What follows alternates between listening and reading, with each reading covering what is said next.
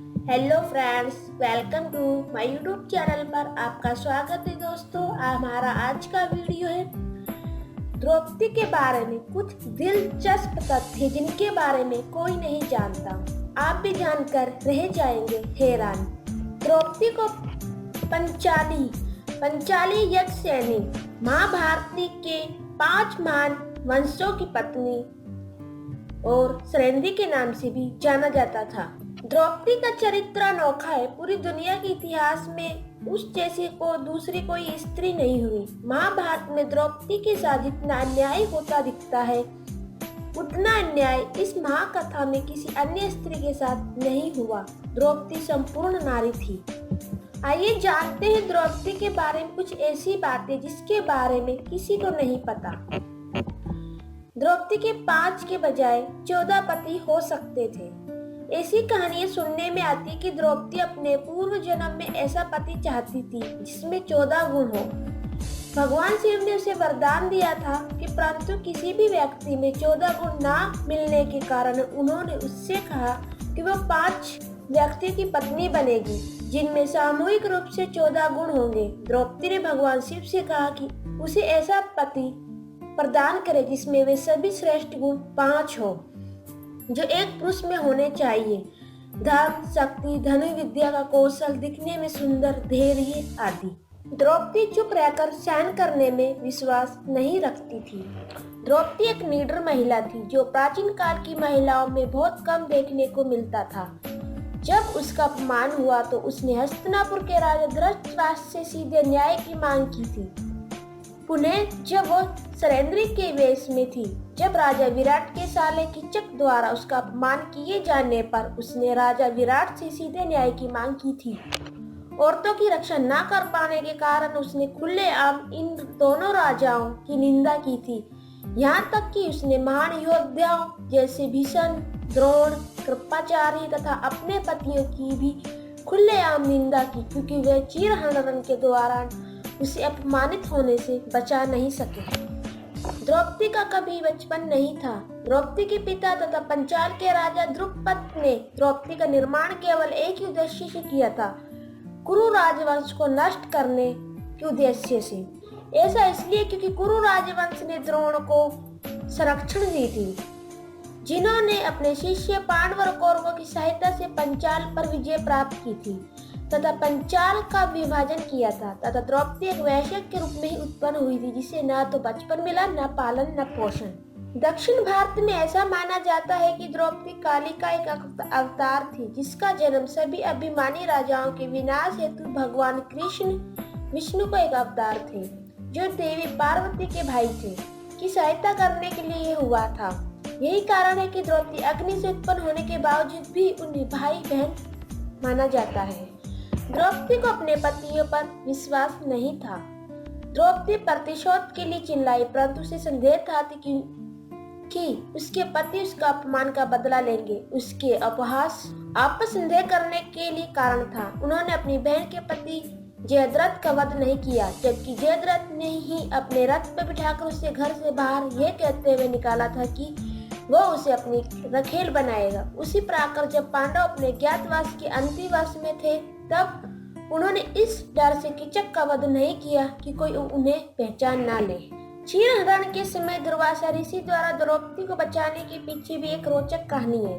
शिव पुराण के अनुसार ऋषि दुर्वासा ने द्रौपदी को एक वरदान दिया था जिसने चीरहरण के समय द्रौपदी की रक्षा की। एक कहानी के अनुसार एक बार ऋषि दुर्वासा की लंगोटी गंगा नदी में बह गई। तब द्रौपदी ने शीघ्र अपने वस्त्र का एक कपड़ा फाड़कर उन्हें ढकने के लिए दिया।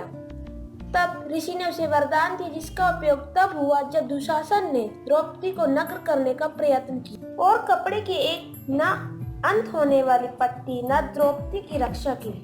जब घटोत्कच पहली बार अपने पिता के राज्य में आया तो अपनी माँ की आज्ञा के अनुसार उसने द्रौपदी को कोई सम्मान नहीं किया। द्रौपदी को अपमान महसूस हुआ और उसने बहुत गुस्सा आया।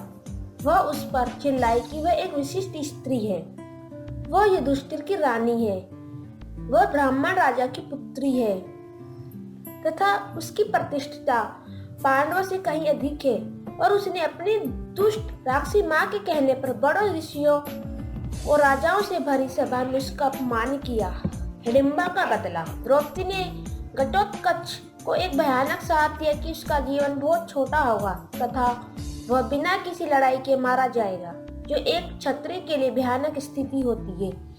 जब हिडिंबा ने द्रौपदी के श्राप के बारे में सुना तो वह स्वयं को नियंत्रित नहीं कर पाई। वह उसके पास गई और उसे एक नीच और पापी औरत कहा। गुस्से में हिडिंबा ने द्रौपदी के बच्चों को श्राप दिया तथा 2 रानियों पांडव वंश को लगभग खत्म कर दिया। जब द्रौपदी ने साझा पत्नी बनना स्वीकार किया तब उसने यह शर्त रखी कि वह अपना राज्य किसी अन्य स्त्री के साथ नहीं बांटेगी। दूसरे शब्दों में उस समय की प्रचलित परंपरा की परवाह किए बिना पांडव अपनी अन्य पत्नियों को इंद्रप्रस्थ नहीं ला सकते थे।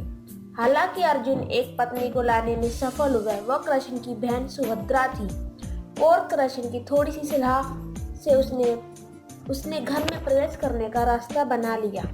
द्रौपदी के स्वयंवर में दुर्योधन के सहभाग न लेने का एक कारण था। ऐसा इसलिए क्योंकि उसकी शादी पहले की कलंक की राजकुमारी भानुमति से हो चुकी थी। दुर्योधन ने अपनी पत्नी को वचन दिया था कि वह अन्य किसी से शादी नहीं करेगा।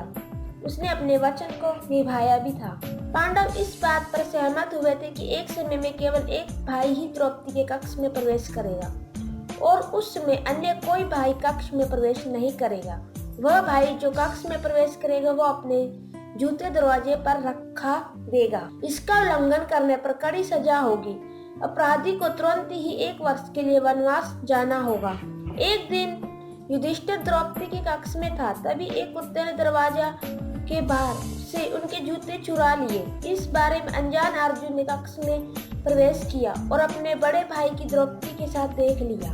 अनुबंध के अनुसार अर्जुन निर्वस्त्र होना पड़ा। द्रौपदी को शर्मिंदगी महसूस हुई तथा उसे उस कुत्ते पर क्रोध आया जिसने युधिष्ठिर के जूते चुरा लिए थे। इसलिए उसने सभी कुत्तों को श्राप दिया। सारी शर्म को भूलकर संपूर्ण विश्व उन्हें सार्वजनिक रूप से मैथुन करते हुए देखेगा। दूसरे पति के पास जाने से पहले कौमार्य शुद्धता प्राप्त करने के लिए द्रौपदी को आग पर चलती थी। ऐसे नियम बहुविवाहित पतियों के समक्ष कभी नहीं रखे गए थे। सभी पांडवों को दूसरी पत्नी थी, परंतु वे पत्नियां अपनी माता पिता के साथ रहती थी तथा पांडवों को अपनी इन पत्नियों से मिलने के लिए दूसरे शहर की यात्रा करनी पड़ती थी। वे 4 साल में एक बार अपनी पत्नियों से मिलने जाते थे, जब द्रौपदी अन्य भाइयों के साथ अंतरंग होती थी। कृष्ण ही द्रौपदी के एकमात्र मित्र थे। द्रौपदी हमेशा भगवान कृष्ण का अपना सखा या प्रिय मित्र मानती थी तथा कृष्ण भी उसे सखी कहकर बुलाते थे। यह द्रौपदी और कृष्ण के बीच के आध्यात्मिक प्रेम को दर्शाता है। कृष्ण द्रौपदी के एक ऐसे मित्र थे जिन्होंने उसके व्यक्तित्व को एक पहचान दी तथा जब भी वह कठिन परिस्थितियों में तब भी उसकी सहायता की। कृष्ण की अलौकिक उपस्थिति को उसने नियमित तौर पर अपने जीवन में महसूस किया। आपको हमारी वीडियो अच्छी लगी लाइक एंड सब्सक्राइब जरूर करें ताकि हम आपके साथ जुड़े रहेंगे इसी चैनल के